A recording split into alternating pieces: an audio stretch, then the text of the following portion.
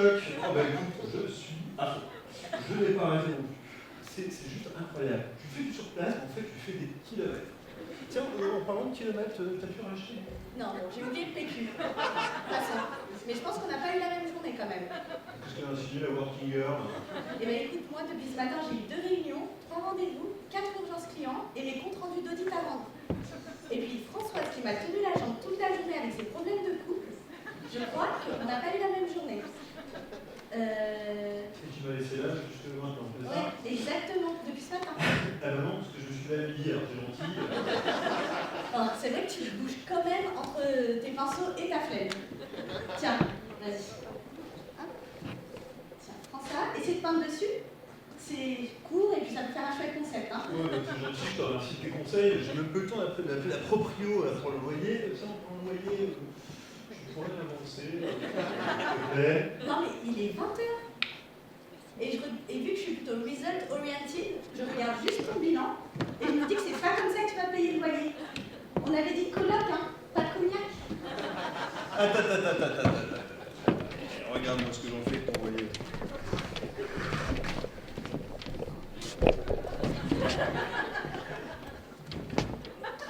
Ça, c'est de l'art pictural. Je sais que tu comprends rien, tu es parfaitement insensible à ce type de... Ouais, tu sais, moi je prends 2 mois d'avance. 3 mois d'avance avec ça, sans problème. Bon. Ok, clair. Je suis d'accord, je suis pas une prolifique des artistes. Il me faudrait 6 mois pour repeindre la porte des shots. Ok, pas de problème. Mais attends, tu n'imagines pas le niveau d'évolution de mon cerveau aujourd'hui. C'est juste incroyable. Alors que toi, toute la journée, toi avec tes clients, tes projets, t'as pas le temps de créer. T'es quoi comme temps pour toi? Eh bien écoute, la dernière fois t'as voulu vendre des œuvres, je sais pas, dans tout Paris, non? Ah oui, c'est pas faux non plus. Ok, alors mon évolution, alors je sais, je la preuve. En plus, c'est une lecture intéressante quand même parfois. Hein. On apprend beaucoup de choses. Oui, c'est pas ça oublié. Voilà, j'arrive pas plus.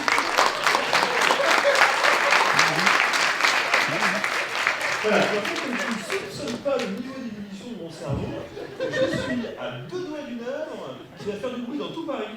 La dernière fois que t'as voulu vendre une œuvre chez Christine, tu l'as vendue à Tata Christine et ça fait 30 euros. Oui, ok, des clients, j'en cherche, il n'y a pas de problème là-dessus. Mais toi, au quotidien, avec tes projets, tes clients, t'as pas le temps de prendre du recul. Ok, toi t'as fait du fric, moi j'ai fait du temps. Et le temps? C'est de l'argent. Alors on est pareil. Bon, ne me la joue pas, il y a ces choses qui valent plus cher que le fric. Ça te monte à la tête et regarde la tienne. Même pas coiffée et la nuit tombe. Oui, bon, attends, le processus de création, c'est un processus qui prend du temps. C'est lent, c'est solitaire, mais c'est passionnant. Toi, voilà, t'es Françoise, et la tête dans le guidon, quel temps as-tu vraiment pu dédier à la création? Et c'est vrai que j'ai pas le temps, comme toi, de contempler le monde en pyjama rayure, alors que moi, je raye le parquet avec mes dents. Après, je perds certes mon temps, mais je le fais gagner à mes clients. Et puis, je ne suis pas dans l'art comme toi, mais je mets ma technique comme art au service du client, avec un petit supplément d'art. Ouais, tu veux le son du magazine parce que ça aide parfois. Hein. Oui, bah écoute, ok, ton petit supplément d'âme, je vois bien. Après, moi, je te connais. Si ton ton n'était pas compté comme ça, tu pourrais pleinement libérer ton potentiel créatif. Alors ok, toi tu produis. Et moi je crée, on est pas si éloigné, non? Bon, écoute, j'ai pas le temps là, j'ai une conf call. Et pour le loyer? Par contre, ça sera non pour le loyer. Hi, good afternoon, Mr. Jetlag.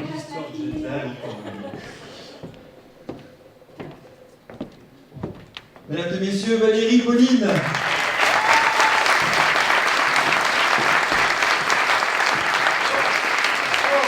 Je vous recommande évidemment la lecture de Sanglier Magazine, vous l'avez compris. Alors, ne se trompons pas, on voit bien à travers de cette scénette que créer et fabriquer ce sont des choses différentes. Donc, t'assures le spectacle encore en arrière-plan. Oui. Mais en fait, t'étais déguisé. On pensait tous que t'avais les cheveux longs et blonds, mais non. Non, du tout. On voit que le temps de l'inspiration, que le temps de la conception, le travail de l'imagination, ce travail de conception artistique n'est pas juste la simple externalisation d'une idée, un aller-retour entre l'artiste, son objet, le monde qui l'entoure et qui l'inspire.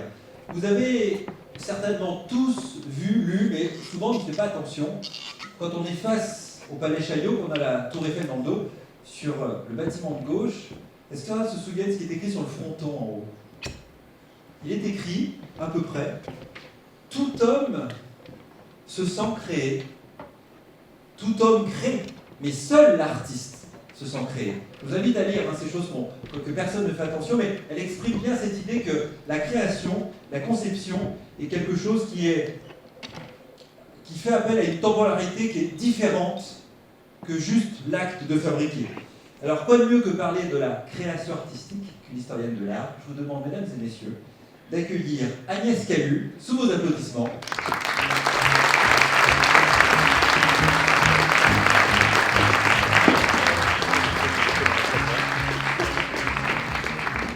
Alors, Agnès Calu, historienne de l'art, docteur en histoire contemporaine, Sciences Po Paris, chercheur permanent à l'Institut ACT, à la Sorbonne, au CNRS, chercheur associé à l'école pratique des hautes études, ça fait déjà un joli CV présenté comme ça, et puis depuis janvier 2009, vous dirigez aux éditions Gourcuff Dragideco, je ne sais pas si je veux dire Dragideco, une collection intitulée Le dessin au présent.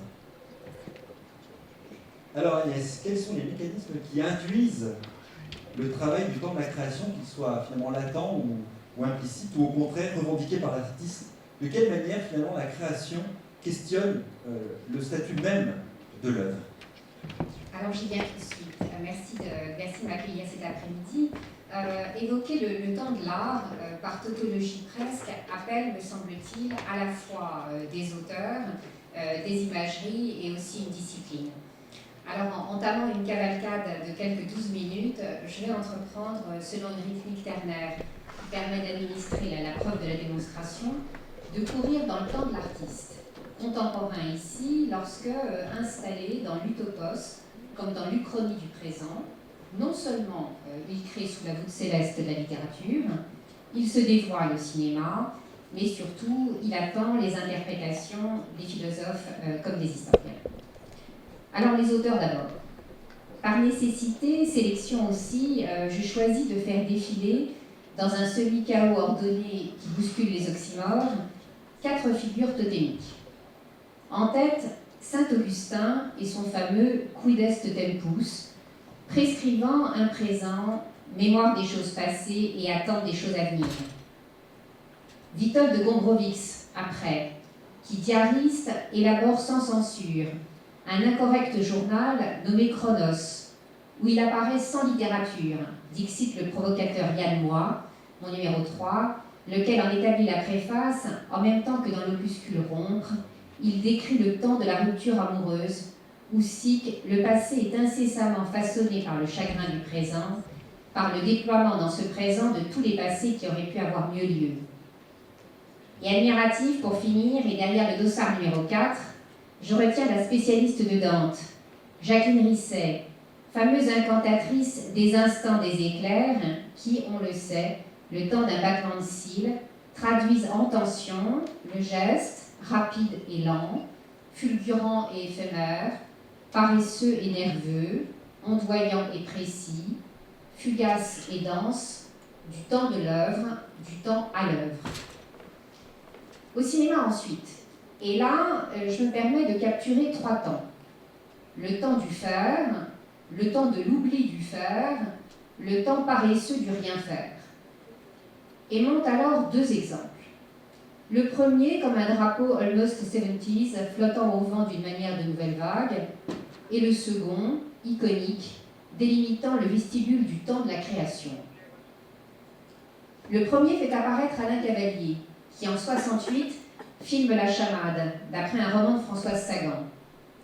Là, Catherine Deneuve, sérénissime Lucille, drapée de soieries moirées signées Saint-Laurent, flâne, lasse et ennuyée dans les villas de Neuilly, ornée de toiles de Bram van Velde. Elle hésite entre Antoine l'éditeur et Charles l'homme d'affaires, entre Charles le riche et Antoine le pauvre et agaçant idéologue petit bourgeois qui s'entête à la faire travailler pour la rendre heureuse, sic, quand la nonchalante, elle, ne veut pratiquer que l'otium, déclarant Faulkner, et plus précisément déclamant les palmiers sauvages, qui assurent, je cite, que l'oisiveté engendre toutes nos vertus. Le second film et l'image qui m'accompagne l'attestent, plonge aux racines même de la création, convoquant les trajectoires alsaciennes dans le cinéma de Jacques Rivette, qui derrière sa caméra en 1991 assimile, hybride, active, réactualise le fait littéraire. Le synopsis est simple, voire ancillaire. Il raconte comment le jeune peintre, Nicolas, se rendant chez son maître Fraunhofer, Michel Piccoli, avec son ami Marianne, Emmanuel Béard, suscite la reprise d'une œuvre, La Belle Oiseuse, commencée par Fraunhofer 10 ans plus tôt, et pour lequel sa femme Lise avait posé, reprise soudain rendue possible puisque Marianne, réellement, techniquement, physiquement, mise à nu, pénètre et pose dans l'atelier. Il fut dit qu'il s'agissait là du plus beau film sur la création jamais porté. J'adhère à l'éloge quand, par-delà la monstration du processus créatif, précisément, et j'y insiste, dans l'épaisseur brodélienne du temps long, d'une part, il démontre premièrement la construction d'un tableau entre achèvement et inachèvement consubstantiel, deuxièmement, la possession cannibale et la liberté rêvée, mais d'autre part, il interroge la question du désir, la question de la nudité, la question de la muse moderne. Le désir, soit l'état qui précède le plaisir et se manifeste par une tension due à l'attente de la jouissance, c'est le conatus de Spinoza. L'effort, l'entreprise, la tentative, proche de l'élan vital de Bergson, pas si loin non plus de la pulsion freudienne. Ici, la sublimation est le procès inconscient qui permet à la pulsion sexuelle de déplacer son but érotique vers un qui ne l'est pas, socialement valorisé celui-là. En sorte que la création devient le résultat de la sublimation, en d'autres termes, devient le produit d'un désir. Et le désir, il surgit aussi devant, avec, en copénétration avec le corps dénudé, celui qui toujours est caché quand la nudité, marque de faute, est diabolisée, celui qui parfois est exhibé, celui qui souvent même est glorifié parce que, métamorphosé, il devient nu artistique et dès lors convoque le quadrilogue, énergie, pathos, extase, pureté. Et le désir, pour finir, eh bien, il se nourrit de la muse modèle, fille fantasmée de Zeus, accélératrice de particules créatrices, corps outil de travail, habit de peau, en un mot, représentation de l'humanité. Alors, pousser la porte de l'atelier et intellectualiser le temps de la création enfin, eh bien, c'est ce que nous faisons, nous les théoriciens de l'art, désirant parcourir les sentiers de la création d'une œuvre et donc l'installer dans l'espace-temps de la création. Personnellement, je suis possédée par la conviction qu'on ne saurait réduire une œuvre à une idée, et contre les scientistes, je vote en faveur d'une critique qui cultive le goût de l'expérience esthétique des œuvres. La création me fascine, en fait, à la façon d'un mystère, dont il s'agirait d'arpenter les entrelacs pour percer les secrets. Aussi bien j'arpente ces sentiers. Je m'interroge sur les bornes relatives du commencement de l'œuvre. Je scrute l'imprévisibilité des étapes intermédiaires de son élaboration, les liaisons, les apparitions, les disparitions, les surgissements, les transferts, les transformations. J'analyse la phase aboutie qui n'est peut-être pas le terme, mais que l'œuvre elle-même désigne à ceux qui l'observent comme la forme dernière. En somme, observant la continuité du discontinu créateur, je propose une génestique à la fois esthétique et textuelle, qui sur la foi de l'exploration analytique de dessins hybridés à un cloud d'aliens graphiques, expose les sédimentations d'un work in progress. Et transcendant l'expérience, je postule que puisque la critique se doit de suivre au jour le jour la création, c'est qu'elle-même, la création, est conscience en même temps qu'évaluation amoureuse, amour conscient et conscience amoureuse. Mon projet esthétique sur les lignes primitives, mesure du temps de l'œuvre, s'inscrit sinon loin à la bordure du discours commun. Je n'oppose pas évaluation amoureuse et savoir de l'existant, je cherche à distinguer le savoir qui fait lumière et la dite évaluation, tout ensemble sûre et subjective et tournée vers autrui, aiguë et non savante, accessible à tous et cependant susceptible d'être cultivée. Je ne défends pas le point de vue romantique du génie contre les savants, je propose, au fondement stendhalien et malrussienne, le thème du spectateur amoureux recevant les œuvres. J'avance que l'objet d'art a un pouvoir immédiat d'affectation. Le contact avec l'œuvre construit un lien symbolique entre les hommes qui, dès lors, tombés en amour, grésillant au coup de foudre esthétique installé, on l'entend bien, sur un nouveau répertoire temporel, en partagent instantanément les effets sensibles.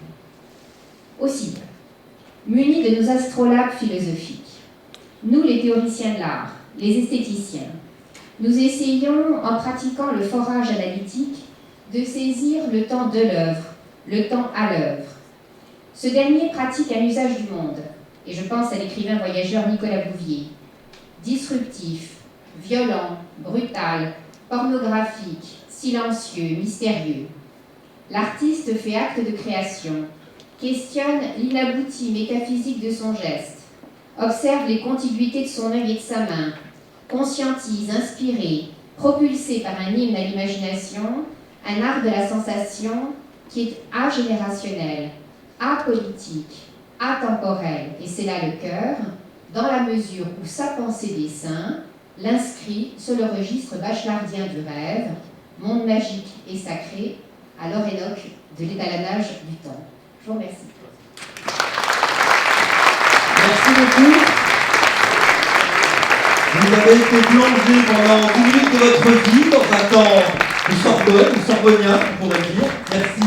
Merci Agnès. Alors, Valérie Pauline, je vois que vous avez continué à créer en live.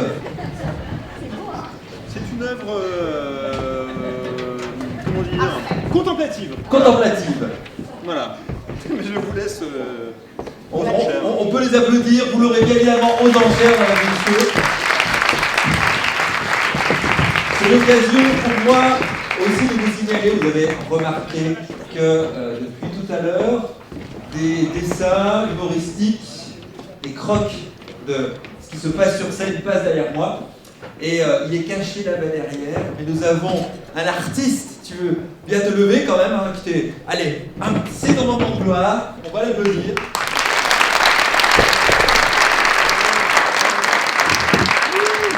Donc Julien Remuluc, illustrateur, qui dessinateur de BD également, et puis on retrouve également ses bouquins dans Le Monde, je crois, également.